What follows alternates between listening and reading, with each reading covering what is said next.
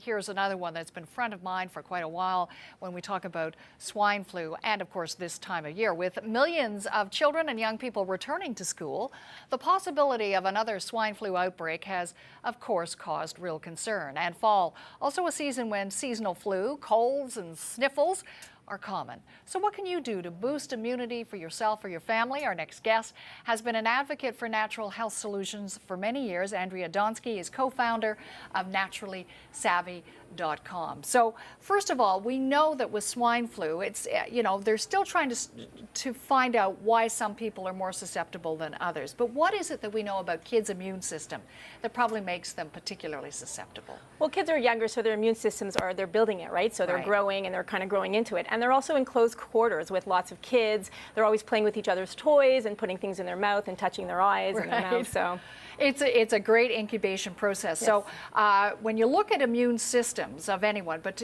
particularly kids, how important is nutrition to really giving them the upper hand when it comes to immune systems? Well, I think it's very important. I think it's teaching them the foundation from when they're very young, how important it is to eat healthier foods, how important it is to be washing their hands. You know, it's a lifestyle. It's teaching it from day one, and they'll kind of take that with them as they grow older. Okay, as I survey what you've got on the table, there are lots of really healthy fruits there, and we know that, of course, that's always good from a nutrition point of view and from an immune boosting point of view. But what other foods come to mind for you that you would like to flag and say this is something you really want to consider? Sure, I would say greens. Greens is something that some of us have heard of but maybe don't know how to use. Right.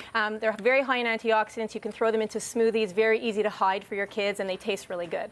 So beyond that, I see a lot of things that are obviously herbal remedies or natural way to go that are really a great way to boost the immune system. Like garlic is an obvious one. Yes.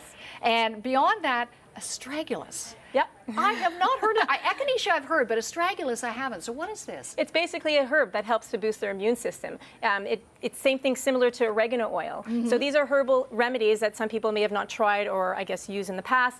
Very easy to use. You throw some drops into a glass of water. They can take it that way, or you can take it straight. This tastes like spearmint, so it tastes really good for the kid. It's palatable, exactly. Oregano oil, one of my absolute favorite things to do to boost their immune system. I've been hearing more and more about this, but what are the properties of oregano oil that has so many people talking about it? Well, basically what it does is it boosts people's immune system. It fights viruses, it fights bacteria, it fights everything, the pathogens that what we don't want in our body. And it's very easy to use. So when it comes to kids, I've been using it on my kids since they're really little.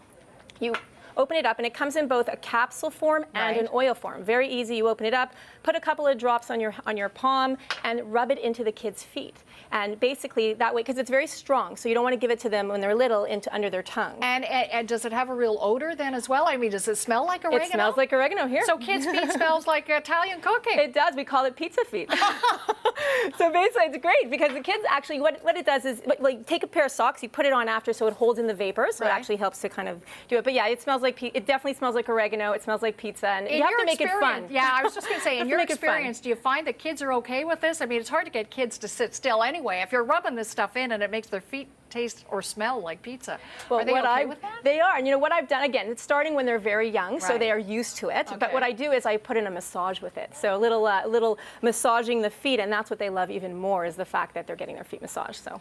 Okay, so we've gone through the obvious good fruits and vegetables, some of the herbal remedies. Is there anything else that you would recommend that's really good as an immune booster? Definitely fish oil. Very, very important. A lot of good research on the fish oil. You know what a kid's going to say? Ooh.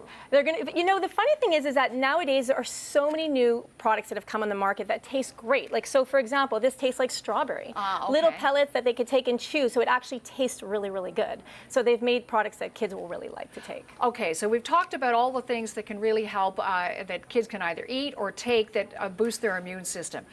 Everybody knows that you should be really diligent about washing your hands. The challenge is, how do you get kids to do this on a regular basis, particularly when they're at school? So what we do is, I mean, again, the teachers are going to be responsible to wash their hands and teach them and educate them from a school environment. But what I would recommend to parents is buy some wipes. Take some wipes, take some hand sanitizers, throw them in their backpacks, and teach your kids how to use them. Teach them that, every time they touch something or they sneeze or they're, playing with toys, that they can take a wipe their hands after and use some sanitizer. So it's just encouraging them and teaching them how to do it. It's probably really fun for them, taking it and then kind of washing their hands. I think too, a lot of this this behavior has to start at home, right? So parents need to Absolutely. remind themselves that they need to be doing this. They need to be visible doing this as well, because that just reinforces what kids want to carry on at school. Absolutely. From the start, the foundation is the key. Okay, very interesting. Andrea, good to see you. Thanks so much for joining us today. Thank you for having me on.